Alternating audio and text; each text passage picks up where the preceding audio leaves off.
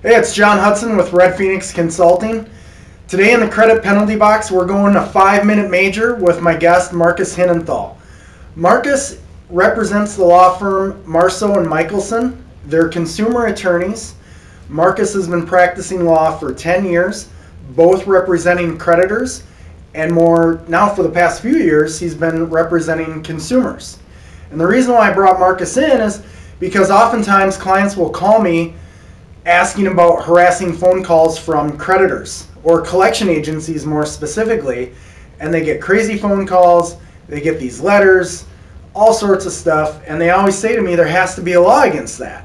Well, Marcus, is there a law? I'm guessing there is. There is, John. Thanks for having me. The law that governs debt collection practices is called the Fair Debt Collection Practices Act, or as it's more commonly known by its acronym, the FDCPA.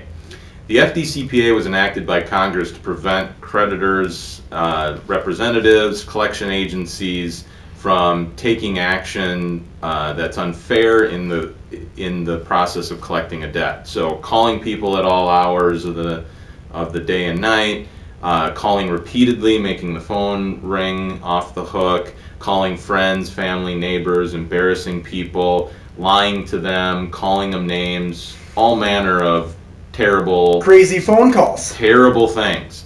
Also, the FDCPA governs all communications that a debt collector has with a consumer, including the letters. If somebody's getting text messages or other things like that, those are also covered by the FDCPA. And the important thing for consumers to know about the FDCPA is that most people understand if a debt collector calls them a name, that's probably illegal. What a lot of people don't understand is that some of the more minor things like failure to disclose certain language on a letter, right, or that they misrepresent the amount of the debt. Maybe they've made some payments on it and they're still trying to collect the whole thing. I've had a couple of people come into my office recently who have paid a debt and a collection law firm or collector is still trying to collect the whole debt from them. We're bringing claims on their behalf to rectify that. So it's a very expansive law, but there's a few things, some details about it that aren't always clear, that make it important to reach out to a professional consumer rights attorney like myself if you have any questions or if you're not sure whether it applies to your circumstance. Now, another question for you. Marcus and his law firm has represented me a couple times. Now, we had a collection agency that put a debt on my credit that I had already paid.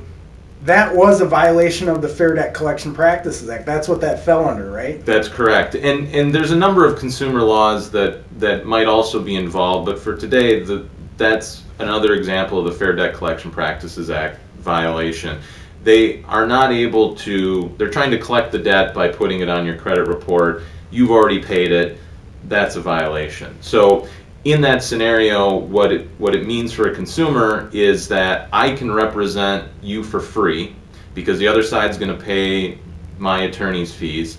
Plus, when all is said and done, most of my clients are either going to get some combination of debt cancellation if there is still an obligation owing, or a check for $1,000. I got that check for $1,000. Yes, there's a lot of protection, and it's a good deal for consumers. The important thing for anyone that's dealing with debt collectors is make sure you save all your letters. Make sure you're keeping a call log of any calls, and just jot down who called you, from what number, and what was talked about in the conversation. And if you have any questions, again, contact me. I'm always happy to talk with people for free, or reach out to John, and he can put you in touch with me as well. We're going to put Marcus's information at the end of this video, so you can feel free to contact him direct, or again, if you're not sure, you're on that borderline, give me a call. I have a little bit of a nose for it. Odds are I'll probably be directing you to Marcus anyway. We appreciate your time. Thank you, John. That's your 5-minute major in the credit penalty box. Go out and make a play.